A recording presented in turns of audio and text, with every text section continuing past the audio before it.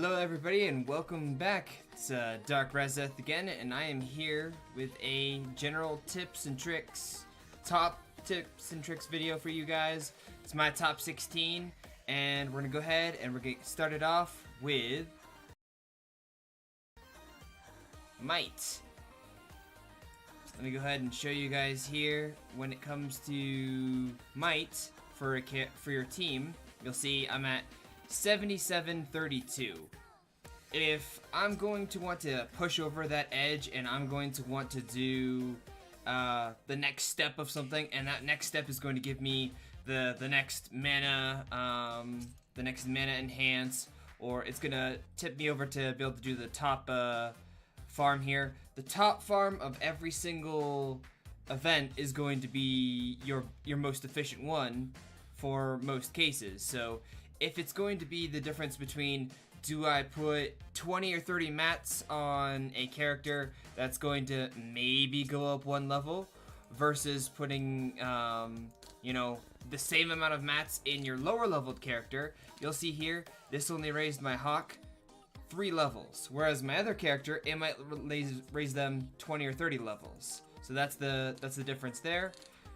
Sometimes this will get you a bigger might boost with your lower characters. Go ahead and use your dragons, your worm cards, your weapons, even leveling them up to push you over that 6k threshold, that 5k threshold, and hopefully enhancing is going to get it for you. Alright, and tip number 2 is mana circles, and why mana circles are so good and why they are going to be your most important gain for might. You'll notice here that my main character I have 29 in, my secondary 28 in, and third here 20, and then 10 and 10. I used to have this person on my team. Now, why put 10 in them when I need the resources for these main 3? Well, the resources after the first 10 start requiring orbs of specific elements, and so it's worth it to put at least 10 in the units that you are not using in order to get you that, it's about a 500 might gain for the first 10 levels of each unit. So go ahead and do it, and we'll go ahead and we'll go in here and we'll show you guys exactly what we mean here. In the mana circle, you can scroll around by tapping and sliding the mouse, and then if you click on a node, if it's already unlocked, it'll tell you what it gave you.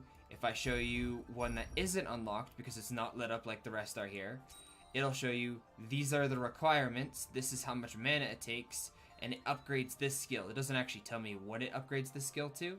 Even if I were to click on this, it doesn't tell me, but this is where you're going to get all of your 500 plus might gain from that first one way down there. And then if you click here, up here, you'll see this is what it's going to take for me to unbind for the next level. And then this is what it's going to take me to unbind for the next level after that. So if you see these resources, make sure that you're holding on to them. If you want to plan ahead, and you want to click on this node ahead, you'll see, okay, that one doesn't require anything but mana. This one, okay, I can prepare for this one while I'm still down here in this tier, so that way, once I go up a tier, I can already get, you know, 6, 7, 8, 9 of the nodes, and that's going to be your biggest might gain, and this is one of the biggest tips here. Alright, this is probably one of the most requested tips that I have from everybody, and our third tip is equipment. Now, what about equipment? Well, once you unlock crafting here, which is, it's either at the end of chapter 3 or chapter 4, somewhere around there, and I think maybe it has a little bit to do with player level as well. I can't honestly remember, but once you have it unlocked, once you go into upgrade, crafting, you'll notice that for each different weapon, I can craft a 3, a 4, and a 5-star. Alright, this is really important now, is that you can start out with crafting 3-star of every single weapon. You may not have the resources here, which if you craft, you'll see cost a little bit of rupees and usually one of a specific mat, and each weapon is different. This one costs a tooth, that one costed a bat wing, this one's gonna cost a tooth horn. whichever. Then you have ore. Those are the 3 basic ores, and all of these weapons will use one of those. And then you can craft them. Then, once you have them in here, once you have them up to level 20, the way that you go to the next step is by unbinding them. And I'll show you guys a quick unbinding here with this. If I were to unbind this weapon using a copy of it, click here, it'll show me it's gaining 5 additional levels, and I can do it 4 times. So this level 10 weapon will be able to have a max of level 30. And if you are going into the next step here, which I'll show you guys in just a second, it actually improves something else at the final level. So make your equipment, unbind your equipment if you're not at the stage yet where you can make it. Use other equipment as fodder, and this one's really important here. If I want to upgrade this equipment, save all of these whetstones. Don't be like me and some of the other people in the community. Don't rush them out, because you're going to get full on weapons quicker than you're going to get full on whetstones. You'll never get full on whetstones, so don't use them. Instead, get rid of all these weapons that you're going to use, because it doesn't cost you any rupees to use as many as you want here. You can go all the way up to 20, right? So now the last step, this is the most important one that some people missed, which is if you go to crafting, you go to enhance, a weapon that you have at level 40, so it has to be max unbound, and it has to be the 3-star, 4-star, or 5-star. You can actually take it and you can enhance it. Now, it'll start back at base, but both of these weapons here at level 20 are stronger than this weapon at level 40. So it is always worth it. Now, it's important to note that because this is a staff, this is for a dark staff user, so I have to go all the way down to this dark tree, because if you try to use a weapon with the wrong element, you don't get the skill, and the skill is what makes the elemental weapon so important.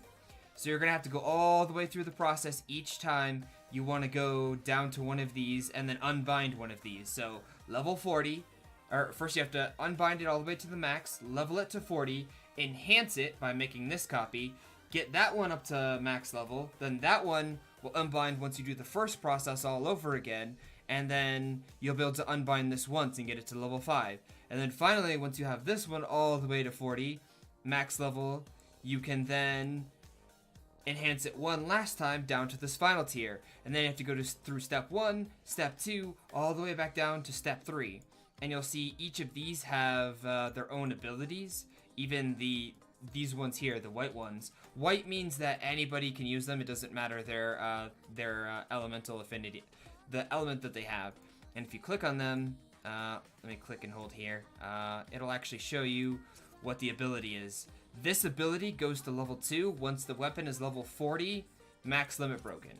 So I wouldn't actually, unless you're brand new to the game, just starting out, if you want to rush it, you could maybe get 1 or 2 limit breaks on your 3-star elemental weapon, but I'd actually save all of the materials you're going to use for elemental weapons on the 4-star and 5-star elemental weapons. And then we'll go into one last thing here. This is important because it'll entail a different tip later on. If I try to make a 4-star, it'll say it requires smithy level 4. Alright, there we go. Tip number 5 is Wyrmprints. Now, the thing with Wyrmprints that you need to note is that getting a 5-star Wyrmprint is, most of the time, depending on which characters you have, most of the time is going to be worse than getting a 4-star. Now, the reason why is, yes, they give a lot higher HP, strength, and might, but even at max level, 217 might versus, let's look at a 4-star base, 88 might. If I were to raise this all the way up to 30, it would probably be 130, 140, 150 might. It'd be around there. There's not that much big of a difference in might. So what's the thing that makes Wyrmprints so good? It's their skills. This is what makes them good.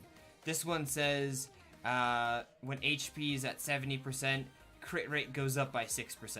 and then an additional 10% crit damage. Now, at second limit break, I'm pretty sure, you can correct me if I'm wrong, it's either second or third limit break. I think on 5 stars it's actually second, but on lower ones it might be third. The art changes, and then it's either 4 or 5 where you, no, it's 3 where you enhance your skill, and then 5 where you enhance your skill even further. But if we go down here and we look at this card, this is a 4-star card right here, so it should be worse, but its skill is still 10% crit damage and 10% skill damage. So if you're a caster that's going to have, like Maribel, or some of the other units that have a 50% skill gauge start, you're going to be wanting to use your skills all the time, and if they crit, this is a better card for you, just simply because it has that same stat, and it's going to have skill damage. So just remember, 5-star for Wyrmprints is not necessarily better. If we go back to my first tip, sometimes equipping the higher star just to boost you over that might range is going to be worth it, but I think you'll start seeing as we go down the line, especially with having your skills enhanced and the abundance of 4 and 3-star Wyrmprints, you'll see a lot of people probably using 4 and 3 stars over 5 stars because they don't have the duplicates for them, and the skills are very, very, very close. Alright, for tip number 6. All I have to tell you guys is that it is co-op bonuses. You can meet a new person up to 50 times, 50 new people, and get 50 Wyrmite from each for a total of 2,500 free Wyrmite in the game, as long as you're doing co-op with 2 new people each time.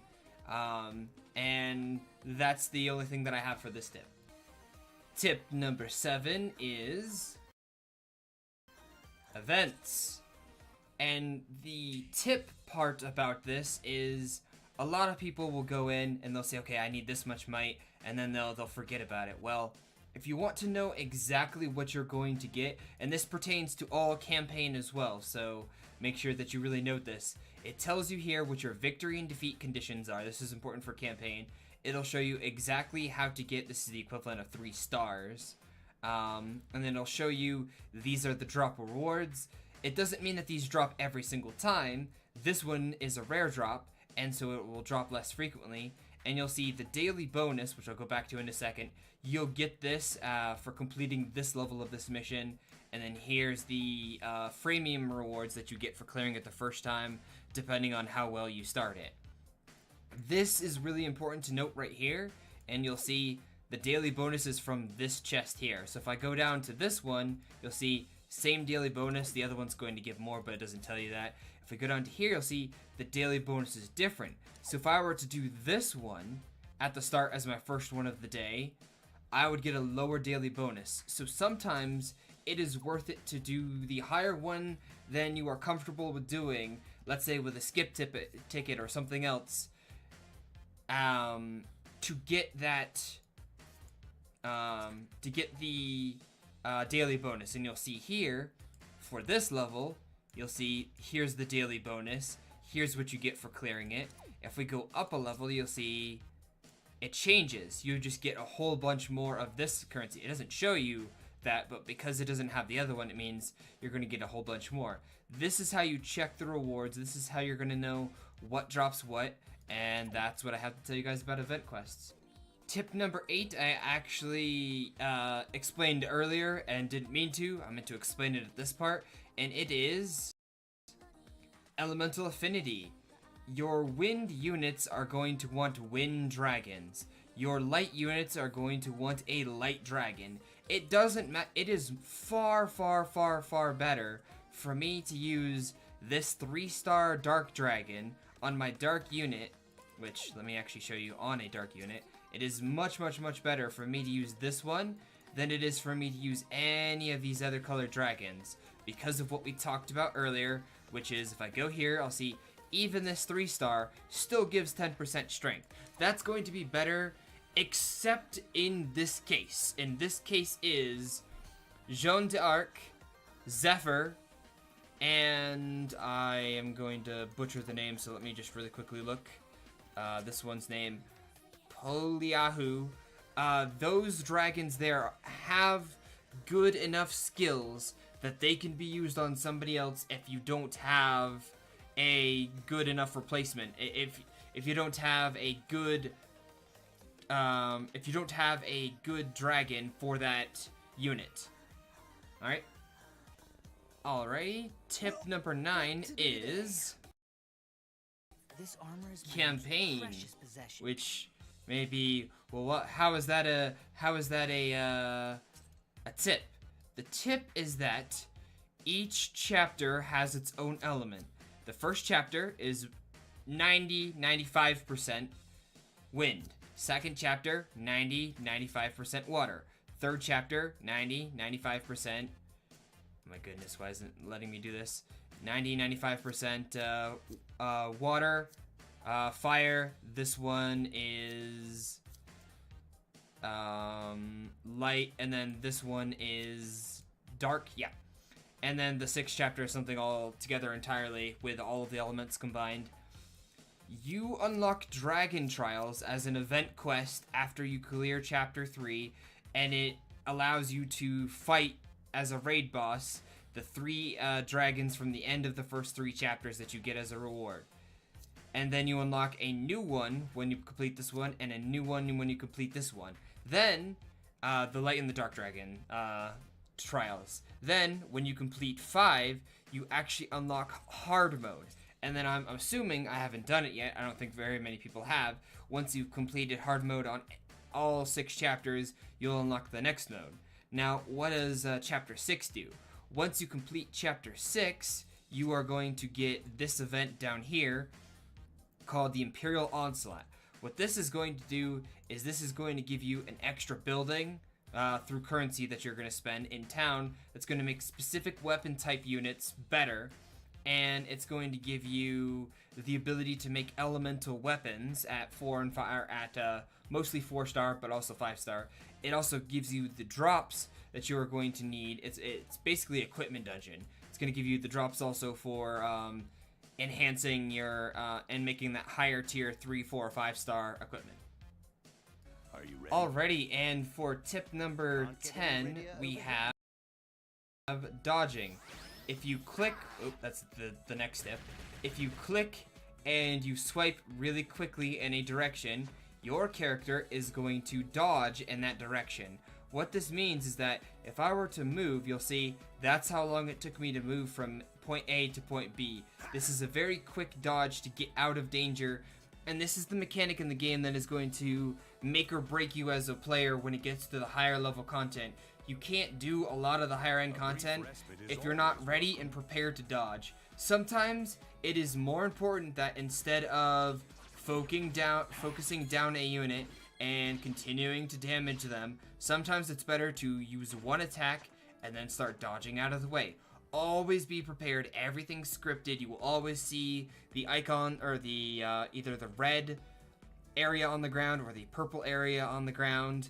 This is going to tell you where you are going to need to dodge out of, and this is what is going to make, this is the reason why healers are not very good in this game until the very end game co-op event quests, and we'll get into that a little bit later. Alrighty, tip number 11 is Force Strike. Force Strike is an ability you lock on the first mana tier of every single character.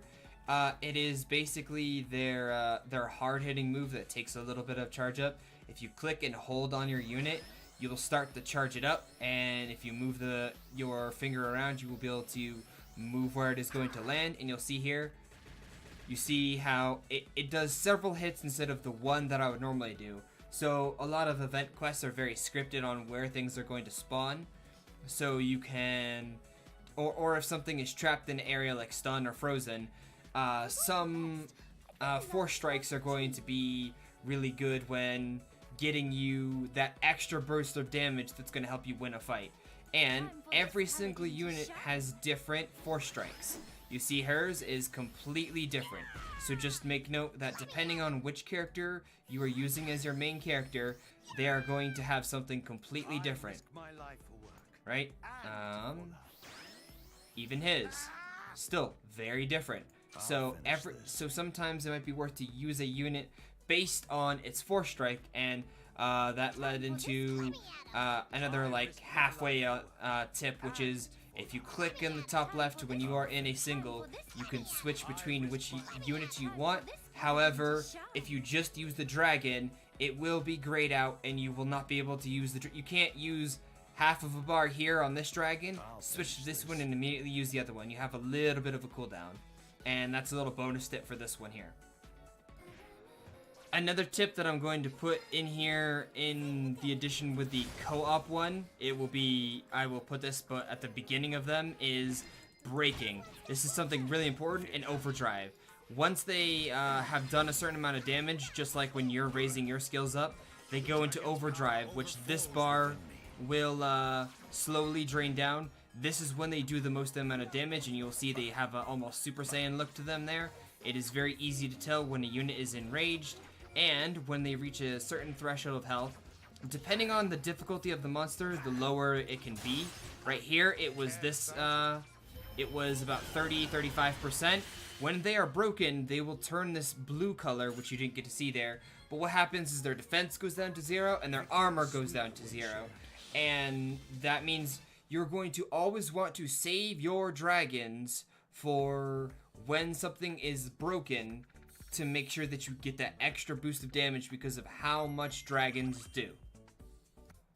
Alrighty, and for the actual tip number 12, we have the difference between co-op versus single player. In single player, you will get the same exact rewards that you are going to get as in doing co-op. The only reason you would ever want to do co-op or solo is if you need to progress in the main story, or you are at a level where stamina and Gaither Wings start to lower down. We'll get to those in just a second here. Also, the first time, it's either the first 10 or 20 allies that you bring with you every day are going to give you 50 mana apiece for bringing them with you. And then in co-op, you'll see, if I create a room, it doesn't tell you here, I will use the amount of stamina it's going to take, which for this dungeon is going to be 15. So if I'm creating a room and I am the host, I will be using the stamina amount that I would be in solo. If I find a room, however, I will be using Gaither Wings. These have an hour-long recovery time. So because of that, and because of how much stamina you get from level ups, it is 100% recommended, especially because you get the same rewards for co-op versus solo. It is 100% recommended to always use your Gaither Wings until they are down to 0, and use your stamina secondary, because you're going to have a lot more stamina than you are going to have Gaither Wings, and so it's better to get yourself that nice big boost of 10-20 player levels using your wings, and then use your stamina to level up a whole bunch to recharge your wings. And the other thing that I was going to note is in a co-op, you have 4 people that are going to all have access to their dragons at the same time you do. 4 people that have all have access to between 1 and 3 skills all on their own. 4 people that are all going to actively be dodging instead of your AI, which is kind of dumb. So co-op is also easier, which is the other reason why it is recommended. Alrighty, and tip number 13 is Dragon Affinity. You can access this and only see this in Dragon Roost. The affinity is right up here at the top. As you are raising your dragon's affinity, you can shapeshift and last longer. The amount of time you will spend as that dragon when you shapeshift into it is going to be longer. Also, when you give your dragon a gift, they will give you a reward back. The lower the gift, they're going to give you lower rewards. And then each time they get up a new level, they're also going to give you a specialized reward. And you'll see here, each of these that I have, I gave each one to my Zephyr. And normally, I'm sorry that I didn't think to do this ahead of time. if I were to give this one to her, this one would not be available to give to my Zephyr. So it is important to note to give it all to the dragon that you are going to want the highest affinity of, the one you're going to actively be using. And I'll go ahead and I'll show you guys here the kinds of rewards that you get for giving your dragon. This is considered a good gift. So they're going to be super happy. You'll see the shine. This is the reward that you're going to get on the higher levels. This is why you need to give, as I would say it's required for you to buy every single one of them every day, because of how much these dragon stones are going to be worth to you. And we'll get into that in just a minute. So that just a minute is here with tip number 14, which is town. I am leaving it on the screen to show you guys that if you click build here, you can actually go directly to your town. But it's also the first icon when you are in castle. And in your town, the thing that matters about earlier, when we talked about the level of smithy needed for 4-star equipment and actually didn't go to 5-star equipment, it's level 7 smithy. You will see here that in order to raise your halidome, this is how you do everything. You are going to need a specified, I actually have it right now, which sucks because I can't show you guys. To get to level 4, you need a facility level of 100. I already have that, so it's not saying it as a requirement. You need each of these requirements, and you are going to start to need these, which is from your dragon. So that's why it's important to keep them, because you're going to need it to raise your smithy so you can get higher stars. It is also... misclick. It is also used to level up your dragon tree, which is going to give you fruit, which is going to be used to level up your dragon. So I would sparingly use them over here. Now, let's go over here and we'll look at our smithy. We'll see in order to level our smithy up, we're going to need the halidome up to level 4. Now, I don't have smithy level 4, but I can tell you, you can craft 4-star equipment. If you remember earlier, I was saying how good enhancing is and getting that specialized equipment. In order to enhance 4-star equipment, you need a smithy level of 5. So that's important to note as well. And I do know that it's going to require a facility level of 200 for smithy level, for halidome 5 and the smithy level 5.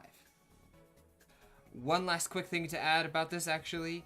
The easiest one that is going to be able to get you your facility level 100 to get it as quickly as possible, the one that requires the least amount of resources, is these light orbs here for the rupee mines. Because you'll see this is level 11, it only requires 3, whereas this dark is level 10, and it requires 7 of the rare and, or sorry, 1 of the rare and 10 of the regular. This one over here, this one over here, level 9, you'll see still requires 7. So it is much more efficient to raise up your rupee mines. And go ahead and I'll show you guys. This is something you will get later on. This is the ability to power up how much bonus damage you do with each dragon, and you'll get one for each color. That's going to be based around your level, and it's going to require shards of that dragon for the story dragon for the leveling that Dracolith, and it's going to require their scales, and then once again those claws.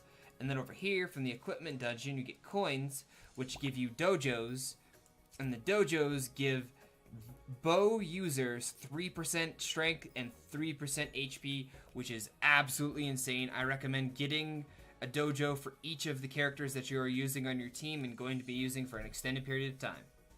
Alrighty, tip number 15 is watching stories for gems. As you will see here, I have none available because as soon as I have any available, I immediately watch them, skip through them, and get the free gems. But if I go to all, you'll see each time I meet a new character, I am going to be able to watch their story. It is 25 Wyrmite, the gems up here, for each story. And then each story after the first, so if I go into Hawk, you'll see here, I have 4 of his. The story 2, 3, 4, and 5 are all 10 each. And so as soon as you get brand new units from summoning, don't despair if it's not a good unit, because hey, it's at least 25 new gems. Alright, tip number 16, and one of the most missed yet important tips for getting through this game is having friends with proper helpers is going to help carry you through levels, because you can use friend units, their skills, and it's going to help you be able to progress quicker. So you did this at the start when you were re-rolling. Make sure that you go back into its more, friends, and then helper settings, as we said in the reroll guide, and change to the friend or to the helper that you are going to currently use, the card they are going to use, the dragon they're going to use, and make sure you have the proper weapon selected. Because if you change these on your main team, it does not change them in your helper settings. So always make sure to keep it up to date with the unit that you currently think is your best, with their best dragon, their best card, and their best staff. You actually can use whichever assortment here. It does not affect your main team, so if you want to go a little bit different, because say maybe this card gives a better might boost to this person, or it's not as good for this hero, but it's really going to be helpful as a helper card, then always optimize your helper. And that is our last tip. I hope you guys enjoyed the video. If you did, please leave a like rating, a like down below, and subscribe to the channel. Leave any feedback in the comments below. I normally stream on Twitch during the weekdays at 9:30 a.m. EST, and it's going to be midnight and 11 p.m. respectively, Saturday and Sunday on the weekends. See you guys in the next video.